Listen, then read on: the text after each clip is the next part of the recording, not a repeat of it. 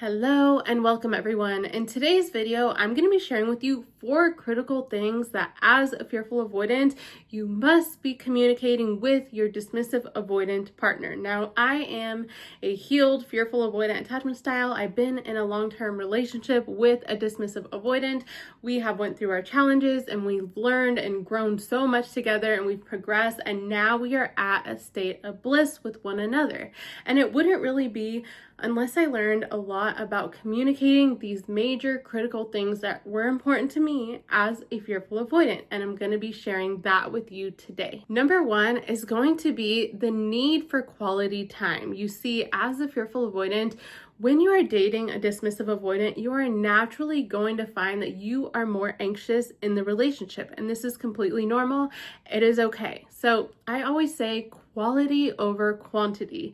Dismissive avoidance, I'm going to share a little bit of both sides here. Dismissive avoidance, they don't really like to feel trapped in a relationship where there's too much pressure and expectation on them. This can really cause them to feel a lot of negative feelings because their attachment strategy has always revolved around hyper independence in order to keep them safe. So whenever they feel like trapped in a relationship or someone is over relying on them or over expecting from them, they tend to feel like really negative, and then they want to pull away even further. As the fearful avoidant, quality time, like I said, it's quality versus quantity. So things like having a morning routine where maybe you spend 10 minutes before work together and you're really present and you're just talking about each other's day.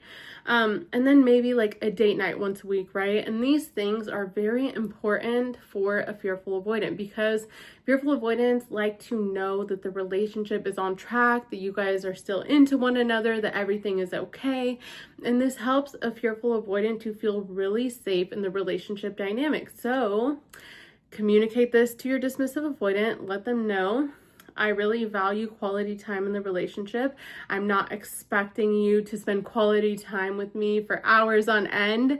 Let them know there's not too much pressure there. I really love to have quality time. And for me, this looks like share whatever that looks like with you. Maybe a morning routine, maybe an after work routine, maybe intentional quality time on the weekend, every Saturday, 10 a.m. to noon. Just share with them something and give them clear direction around that, because otherwise you guys can get lost in the mix. If you're like, I just need more quality time, and maybe they try to sit on the couch with you in the evening and you're like, well, we didn't even talk, and you're actually needing that deep connection with deep conversation, well, then you're not going to feel fulfilled and you guys got lost in the mix. So be sure to be very clear and direct when communicating to a dismissive avoidant. Number 2 is going to be sharing the need for consistency and congruency in your relationship dynamics. So fearful avoidance, because our attachment strategy is to be hyper vigilant, we can notice any kind of pattern changes in the relationship, and it causes us to jump to worst case scenarios. And then we kind of freak out. Like, what is going on? Do they even like me anymore, right?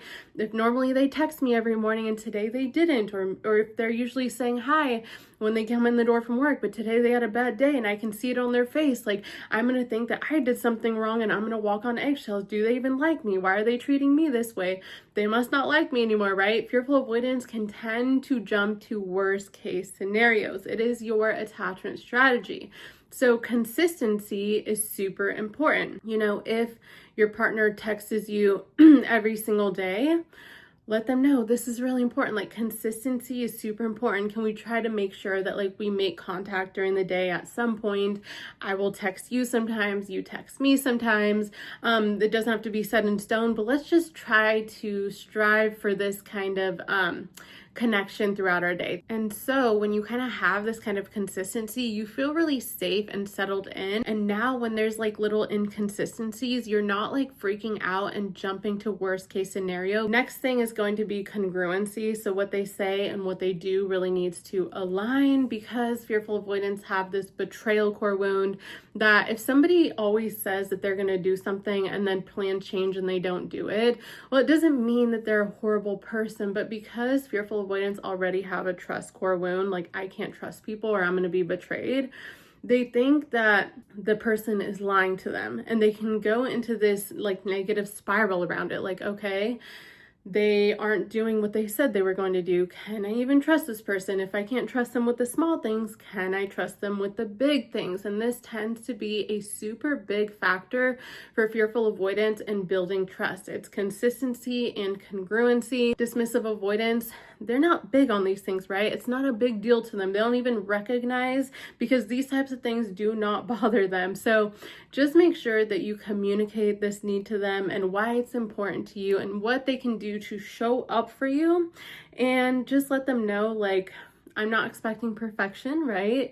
But I really value these things and they help me feel really safe in the relationship. And then invite them to, in turn, share with you maybe something that they need or would like to see change in the relationship dynamic as well, or something that would be helpful. Number 3 is going to be complete openness and transparency in the relationship. If you know, as a fearful avoidant, that we need to know what is going on. If we don't, we are reading between the lines and we're making up all these worst case scenarios in our head. So it's very important that we have transparency in the relationship. What does this look like, or what do I mean? This means if you and your partner aren't spending the day together, that you still have some kind of contact and you let each other know what one another are doing. And maybe at the end of the day, you talk about what happened throughout your day, and just being very transparent and open. This really creates an environment for fearful avoidance to feel safe. It's like they know what is going on, they know what's been going on, and this helps them feel safe. Because a lot of times for fearful avoidance in early childhood, when we didn't know what to expect, it could be something good and it could have been something really bad. And so we're always trying to read between the lines and kind of predict what is going on. And when we do that, we tend to jump to worst case scenario, again, because our brain is kind of survival oriented. Now, for a dismissive avoidant, this can easily get tripped up for the fearful avoidant trying to control them. So dismissive avoidants have this big wound around being controlled. They don't want to be trapped. They don't want to be controlled. They like their independence and freedom. And if these things, if communication around transparency isn't communicated in a proper, correct way, dismissive avoidance can easily go into defense mode. Because remember, like, it's not because they're trying to be mean to you, but it's like almost their way of survival. So it's like, when you are wanting to infringe, but you're not really infringing, like infringe on their hyper independence, their freedom, it's almost like taking away their survival. It's like, this is how I've been surviving. So this is why they have such a strong response to it. They feel unsafe because they're like, this is how I've been surviving. You're trying to infringe on that. Therefore, I need to get far away from you. So just be sure to let them know when you go communicate the need for transparency, openness, like, let them know, hey, I'm not trying to control you. You know, I don't have to know your every move, but I'd love to connect at the end of the day and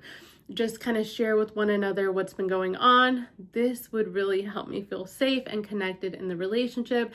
Is this something that we could work on? And hopefully they'll say yes. If they don't, then maybe another conversation, but we will get into that later. And number 4 is going to be sharing your needs in general, like as a whole, for a fearful avoidant, whatever you are desiring, whatever you are needing in a relationship, making sure you are able to communicate this to your dismissive avoidant partner is going to be absolutely critical for the relationship's success, health, and longevity. Because fearful avoidance, because our attachment strategy is hypervigilance, right? We are very in tune to everyone. We are like really paying attention to everyone, and we tend to focus on what they like, what they don't like, and we show up for these things naturally. It's just who we are. It's part of our attachment strategy. And so because we are this way, we assume other people are this way. Well, they should already know, like, we've been together X amount of time and they should already know what I like. Obviously, they don't care enough to really pay attention or to ask or to introspect, but it's important that fearful avoidance, we don't jump to worst case conclusion.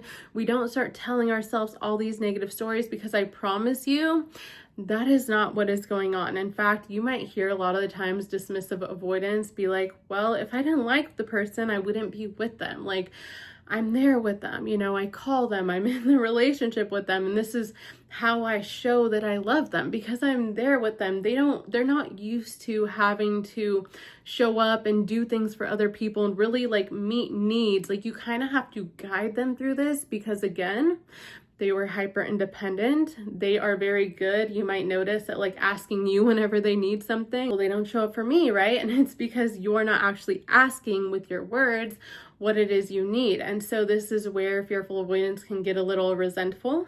They can start to think, my dismissive avoidant is breadcrumbing me, or they're really selfish. But in fact, the DA is just super good at showing up for themselves because they're used to being hyper independent. And so you'll have to just be very clear and very direct with them along the way, and just share with them anything that you are needing. And when you do, DAs are super good at usually showing up and wanting to meet you halfway. And then I'm just going to share a bonus. So fearful avoidance, we love novelty and exploration.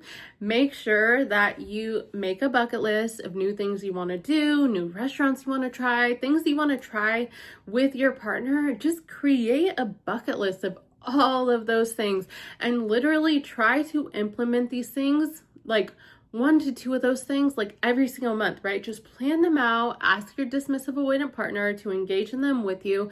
This will make you feel super fulfilled, happy in the relationship. And then also check in with them. Is there anything you'd like to do? I'd love to do something you want to do together as well.